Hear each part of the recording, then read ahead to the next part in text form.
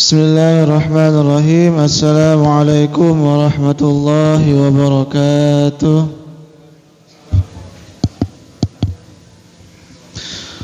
Alhamdulillah, wassalatu wassalamu ala rasulillah wa ala alihi wa sahbihi wa man walah. Qala rabbi shrah li sadri wa yassir li amri wa hlul 'uqdatam min lisani yafqahu qawli, amma ba'd. Fa ya ibadallah, usi nafsi wa iyyakum bi taqwallahi faqad fazal muttaqun wa la tamutunna illa wa antum muslimun. Faqala ta'ala mudzakiran bidzalik, ya ayyuhalladzina amanu taqullaha wa qulu qawlan sadida yuslih lakum a'malakum wa yaghfir lakum dhunubakum wa may yuti'illaha wa rasulahu faqad faza fawzan 'azima. Bapak Ibu rahimakumullah, alhamdulillah kita masih diperjumpakan kembali oleh Allah Subhanahu wa taala dalam majlis ini, sedikit belajar hadis-hadis dari Nabi kita Muhammad sallallahu alaihi wasallam, dan semoga dicatat amal ibadah berpahala di sisi Allah Subhanahu wa taala. Amin. Pada kesempatan kali ini Bapak Ibu rahimakumullah, kita masih di bab al-birru was-shilah, yaitu berbagai macam kebaikan dan silaturahmi.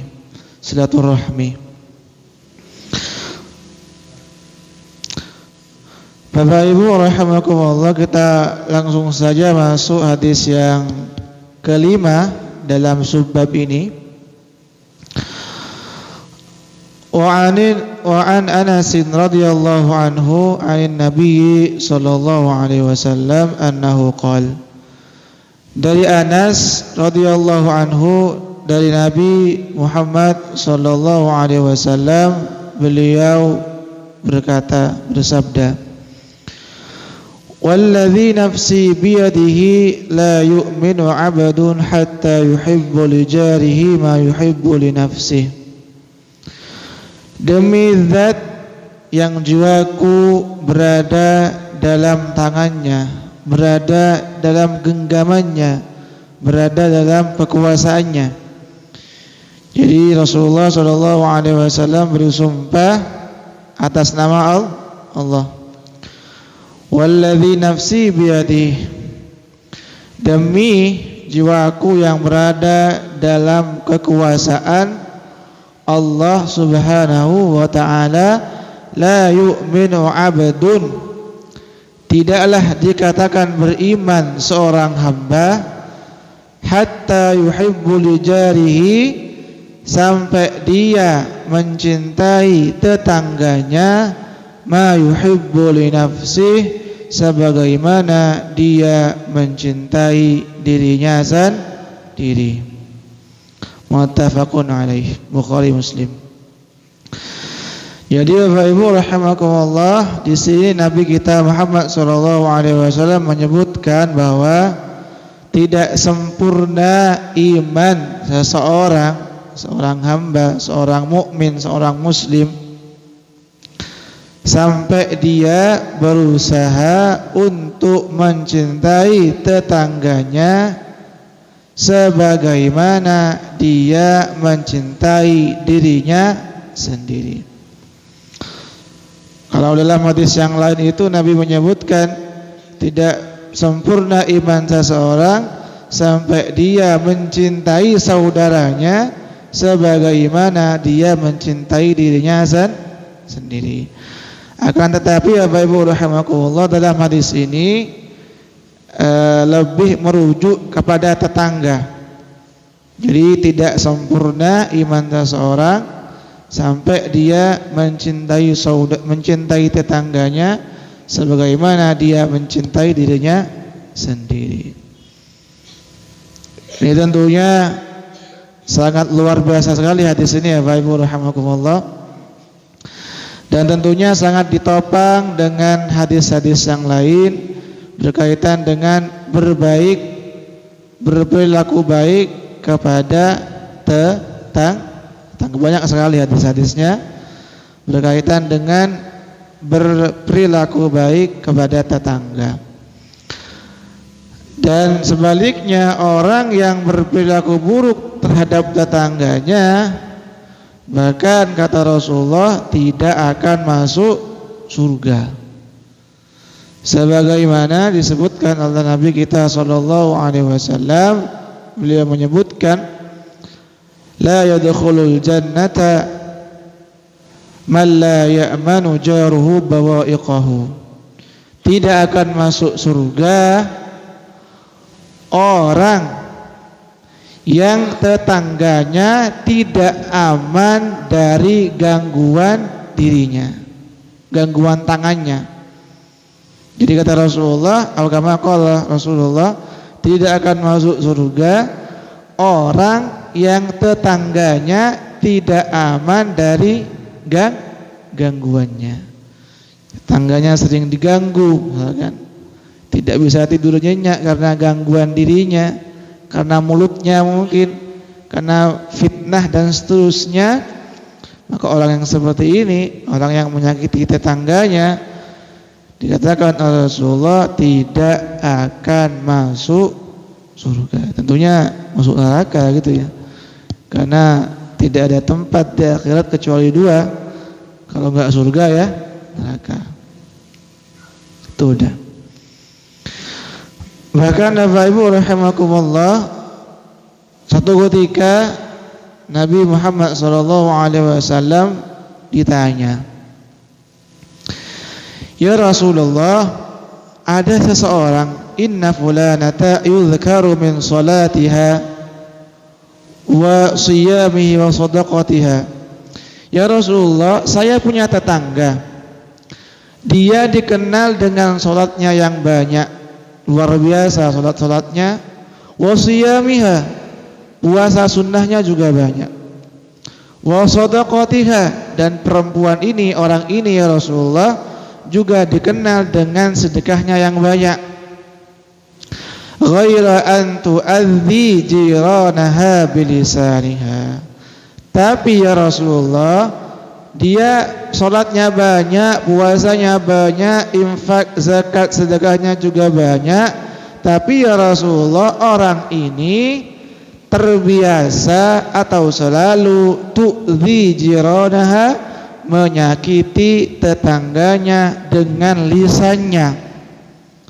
Bagaimana ya Rasulullah pandangan engkau, pendapatmu tentang orang yang seperti ini?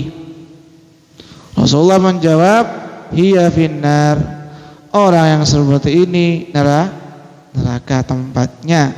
Sekalipun mohon maaf, pahala ibadah salatnya, puasanya, sedekahnya banyak, karena lisannya tidak lepas dari menyakiti tetangganya, maka tempat yang layak bagi orang ini kata Rasulullah adalah neraka. Na'udzubillah sebetulnya ini. Sebaliknya, sahabat kemudian melanjutkan, ya Rasulullah, saya juga punya tetangga, anna fulanata yudhkaru min qillati siyamiha wa salatiha. Saya punya tetangga ya Rasulullah, dia salat-salatnya biasa saja, sunnah-sunnahnya mungkin jarang dia kerjakan ya Rasulullah, termasuk puasanya juga jarang. Puasa Daud, puasa Senin Kamis jarang ya Rasulullah. Termasuk sedekahnya juga sedikit. Wa tasaddaqa bil athwari minal iqti. Dia cuma bersedekah dengan sepotong keju ya Rasulullah. Wa annaha la tu'dzi jiranaha bilisaniha. Tapi orang ini ya Rasulullah jarang sekali atau bahkan tidak pernah sama sekali menyakiti tetangganya. Bagaimana pendapat engkau ya Rasulullah berkenaan dengan orang yang seperti ini? Rasulullah kemudian menjawab, hiya fil jannah, orang yang seperti ini tempatnya di surga. Alhamdulillah. Jadi ini ya Bapak Ibu rahimakumullah, yang ancaman keras kepada orang-orang yang menyakiti, senang mengganggu tetangganya. Gitu. Tidak lepas dari gangguan dirinya. Dan tentunya banyak hadis-hadis yang lain, termasuk ayat juga banyak ayat Al-Quran berkaitan dengan berbuat baik kepada tetangga. Misalkan ini ayat Bapak Ibu ya, misalkan ayat Al-Quran yang menjelaskan tentang perintah untuk berbuat baik kepada tetangga. Misalkan Allah sebutkan di Quran surah An-Nisa surah keempat ayat ke-36, kata Allah, wa'budullaha wa la tusyriku bihi syai'a wa bil walidain ihsana wa bidhil qurba wal yatama wal masakin wal jari dzil qurba wal jaril junub. Al-ayah. Di situ ada kalimat, ada kata wal jari dzil qurba wal jaril junub. Berperilaku baiklah kalian, kata Allah, kepada keluar tetangga dekat, termasuk juga tetangga jauh. Al-jaril qurba, tetangga dekat, al-jaril junub, tetangga jauh. Nah ini, baik tetangga jauh ataupun tetangga dekat, tetap kita diminta oleh Allah untuk berbuat baik. Ada sebagian mufassir itu yang menafsirkan yang dimaksud dengan tetangga dekat itu adalah tetangga yang seiman. Adapun yang dimaksud dengan tetangga jauh adalah tetangga yang tidak seiman. Artinya kalau kita ikut tafsiran seperti ini, sekalipun tetangga yang mungkin tidak seakidah dengan kita, tidak seagama, tidak seiman dengan kita, tetap diminta atau setidaknya dianjurkan untuk juga berbuat baik. Artinya terlepas dari agama yang dia anut, selama dia tetangga gitu ya, tetap diminta untuk berbuat baik kepada mereka sekalipun berbeda agama. Tapi tentunya kita tidak sampai ikut ritual mereka, termasuk tidak sampai membenarkan keyakinan mereka. Adapun interaksi secara sosial, bantu misalkan lagi sakit dijenguk, tidak ada masalah, sekalipun dengan catatan tadi tidak ikut membenarkan ritual mereka, keyakinan mereka, dan tidak ikut campur dalam ritual keagamaan mereka. Lakum dinukum waliyadin, soalnya gitu ya. Itu urusan akidah, tidak bisa diganggu. Adapun urusan hubungan sosial horizontal, tetap umat Islam diperbolehkan untuk berbuat baik bahkan kepada non muslim sekalipun. Jadi itu Bapak Ibu rahimakumullah berkaitan dengan sabda Rasulullah bahwa tidak sempurna iman seseorang sampai dia berusaha mencintai tetangganya sebagaimana dia cinta kepada dirinya sendiri. Biasanya hidup bertetangga itu kan cenderung iri gitu ya, stres gara-gara tetangganya sukses gitu. Ada atau tidak seperti itu? Ya mungkin ada ya. Tetangganya lihat ada beli mobil gitu ya. Mobil apa biasanya? Lihat tetangganya beli mobil apa Pak Iqbal? Rolls Royce misalkan ya. Seharga berapa miliar itu? Itu. Tanya, berapa harganya? 10 miliar. Tapi masih nyicil ini. Alhamdulillah masih nyicil katanya. Tapi besok lunas katanya. Udah stres jadinya itu. Gara-gara justru dia bersedih ketika tetangganya mendapatkan kenikmatan. Itu tidak layak bagi seorang mukmin. Yang paling layak adalah dia bahagia ketika melihat tetangganya bahagia, termasuk sedih, ikut membantu ketika tetangganya dalam kesulitan dan seterusnya. Ini walaupun ini sederhana gitu ya, tetapi sangat sulit untuk dikerjakan. Tadi yang paling banyak atau yang lumrah justru sedih kalau melihat tetangganya bahagia. Justru dia ketawa, senang kalau melihat tetangganya menderita. Itu eman sekali ya Bapak Ibu rahimakumullah. Jadi itu hadis yang kelima berkaitan sabda Rasulullah bahwa tidak sempurna iman seseorang sampai dia cinta kepada saudaranya, kepada tetangganya sebagaimana dia cinta kepada dirinya sendiri. Bapak Ibu rahimakumullah, kita lanjutkan hadis berikutnya, hadis yang ke-6. Wa an Ibnu Mas'ud radhiyallahu anhu, dari Ibnu Mas'ud radhiyallahu anhu qala, beliau berkata, Sa'altu Rasulullah sallallahu alaihi wasallam, satu ketika saya bertanya kepada Rasulullah sallallahu alaihi wasallam. Apa pertanyaannya?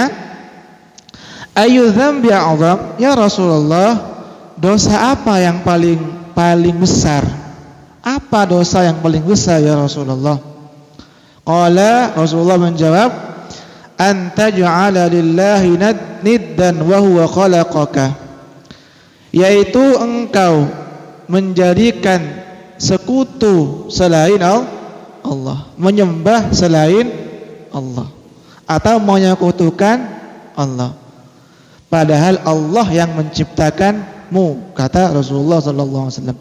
Jadi dosa yang paling besar adalah engkau menyekutukan Allah, padahal tidak ada yang menciptakan engkau kecuali Allah. Itu gak logis sebetulnya ya.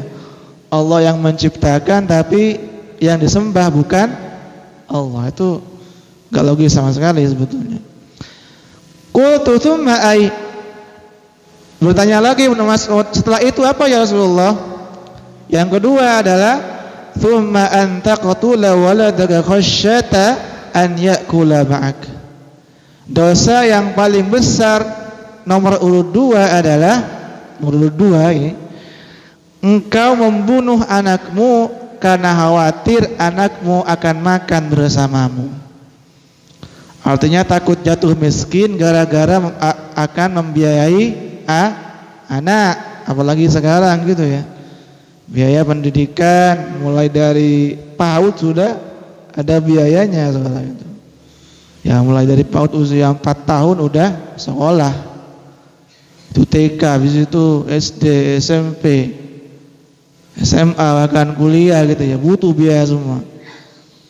Nah itu dosa yang paling besar nomor 2 adalah engkau membunuh anakmu gara-gara engkau khawatir anakmu akan makan bersamamu, takut miskin gara-gara membiayai, menafkahi anak.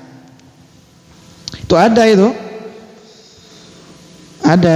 Salah satunya adalah digugurkan. Ada dia aborsi gitu ya, karena takut makan biaya banyak. Anaknya udah banyak, udah hamil 1 bulan 2 bulan, ternyata kemudian digugurkan. Mohon maaf, itu masuk kategori dosa besar. Tuh. Qultu tsumma ay, setelah itu ya Rasulullah apalagi dosa yang paling besar juga ya Rasulullah? Setelah pertama syirik, yang kedua membunuh, yang ketiga kata Rasulullah, antuzaniya bihalilati jarik, engkau berzina, mohon maaf, dengan istri tetanggamu. tetangga. Na'udzubillah ini. Ketiga-tiganya na'udzubillah. Berzina tentunya dosa besar. Lebih besar lagi adalah berzina dengan istri tetangga sendiri. Na'udzubillah ini. Bapak Ibu rahimakumullah, kita jelaskan satu persatu berkaitan dengan 3 dosa besar ini. Jadi satu ketika Ibnu Mas'ud bertanya kepada Rasulullah tentang beberapa dosa-dosa besar. Rasulullah kemudian menjawab, pertama adalah menyekutukan Allah atau menyembah selain Allah. Itu jelas ini dosa yang paling besar. Bahkan kalau ada orang meninggal dunia dengan membawa dosa syirik, maka belas tidak akan ada ampunan dari Allah Subhanahu wa ta'ala. Jelas tertutup surga bagi orang yang meninggal dunia dalam keadaan musyrik. Sudah tidak ada kesempatan lagi. Makanya pendidikan pertama yang dilakukan oleh Luqman Hakim ada kepada anaknya adalah menjauhi syirik, sebagaimana firman Allah Subhanahu wa ta'ala surah Luqman surah ke-31 ayat ke-13. Kata Allah, wa idh qala Luqmanu libnihi wa huwa ya'idhuhu ya bunayya la tusyrik billah inna syirka la zulmun azim. Ingatlah ketika Luqmanul Hakim memberikan nasihat wasiat kepada anaknya, ya bunayya kalau orang Jawa ya bunayya cong. Nah, itu. Ya bunayya, duhai anakku. Ini ya bunayya ini panggilan sayang banget ya dalam bahasa Arab ya. Ya bunayya, duhai anakku. Ya kalau ayah kan abuya gitu ya, atau abati lah, atau abi juga bisa. Ya bunayya, duhai anakku, cong, la tusyrik billah, jangan sekali-kali engkau menyekutukan Allah, inna syirka la zulmun azim, karena syirik itu menyekutukan Allah adalah la zulmun azim, kezaliman yang besar.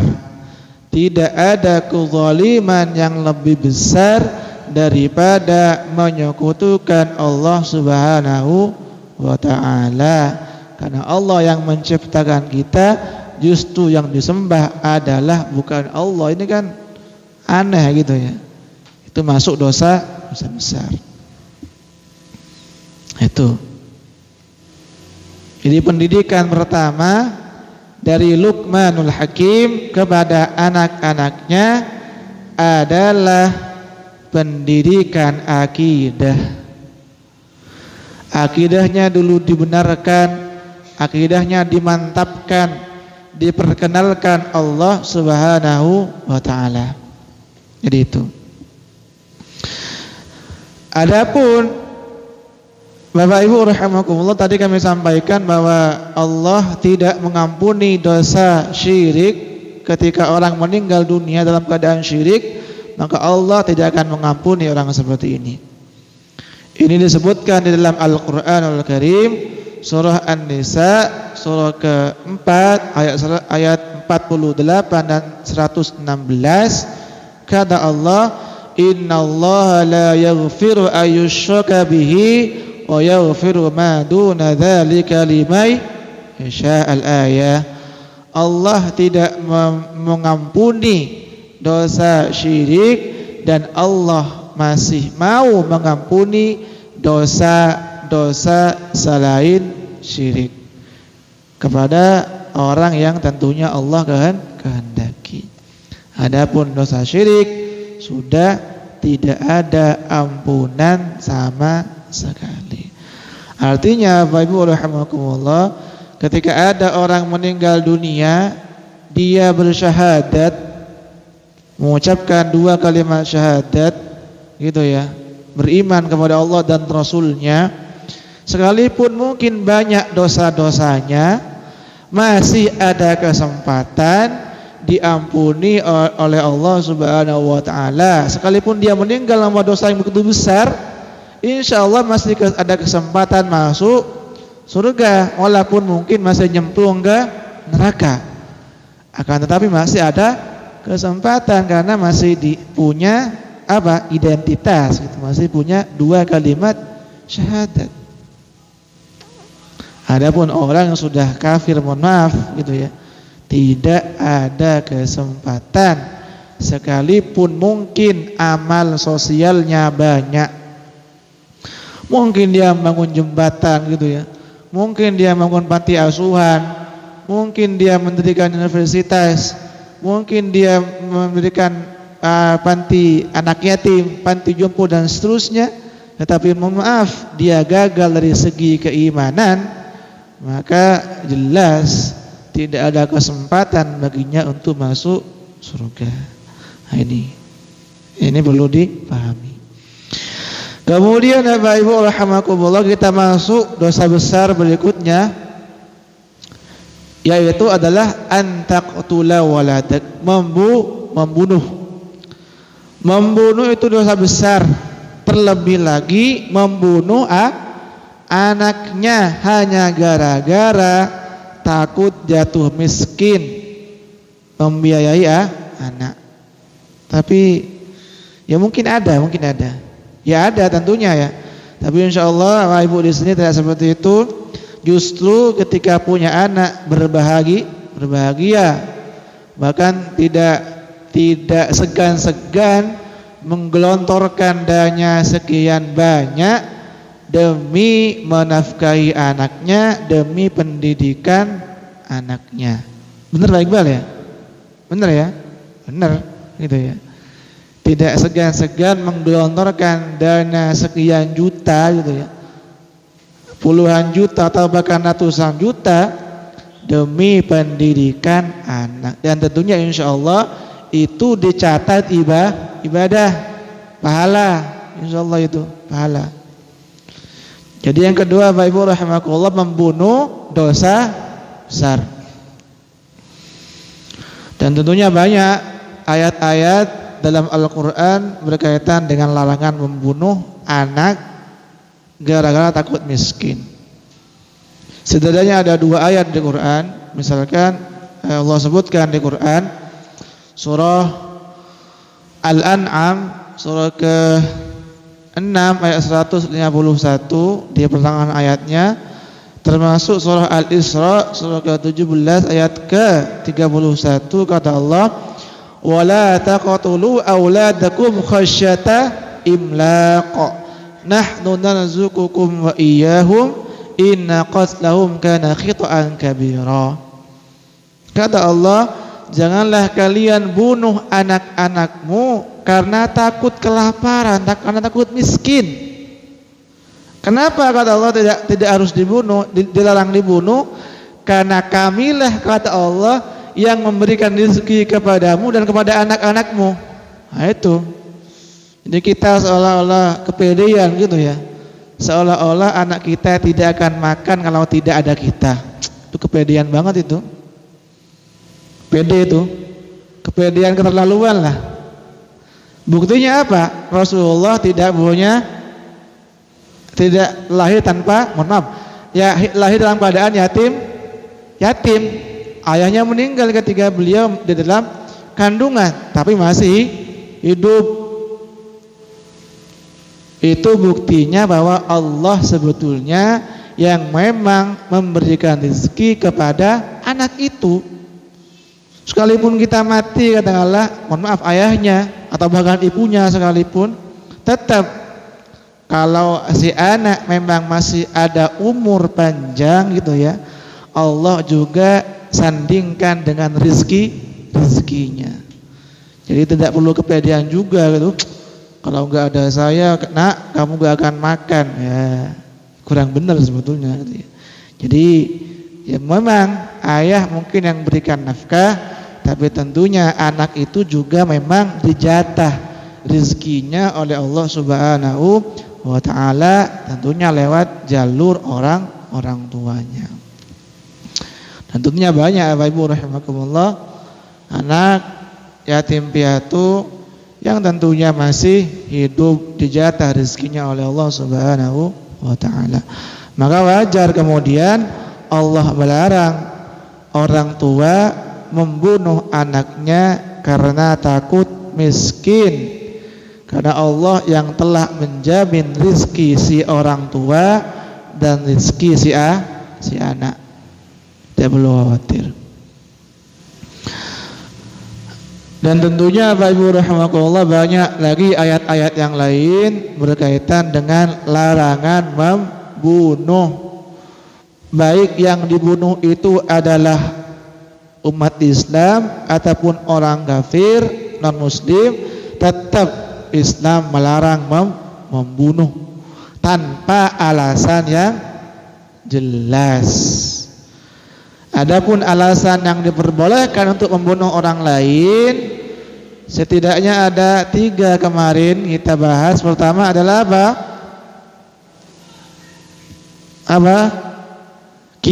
Kisos.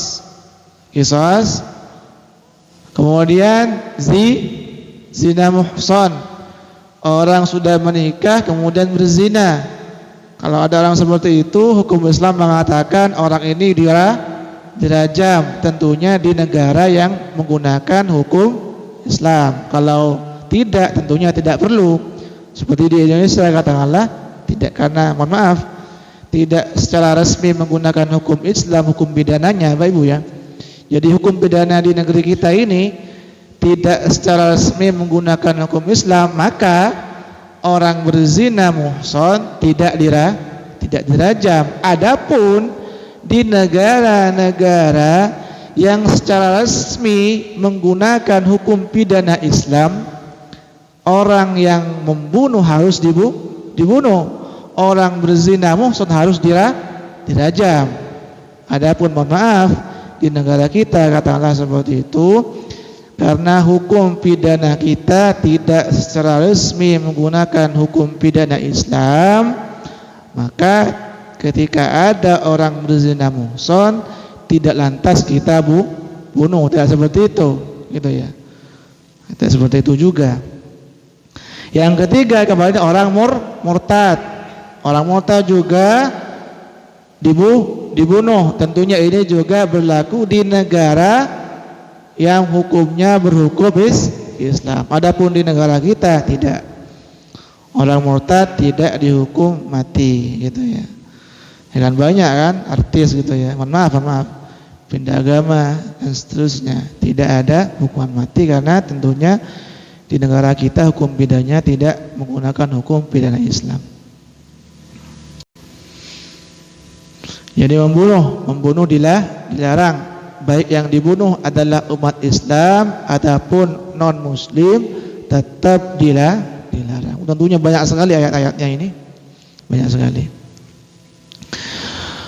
Kemudian Bapak Ibu rahimakumullah, kita lanjutkan dosa besar yang ketiga dalam hadis ini, yaitu antuzaniya bihalilati jarik, berzina dengan istri tetangga. Ini naudzubillah, ini naudzubillah. Jadi berzina itu dosa besar. Lebih besar lagi berzina dengan istri tetangga. Udah naudzubillah, naudzubillah.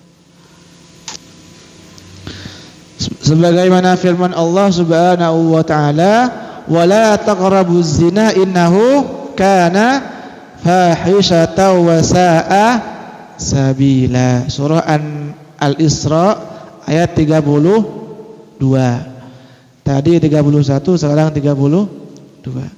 Janganlah kalian mendekati zina karena innahu kana fahisyah. Karena zina itu merupakan fahisyah, perbuatan jelek sekali, wa sa'a sabila, dan jalan yang sangat buruk sekali. Apalagi kemudian berzina dengan istri tetangga, itu udah double dosanya itu.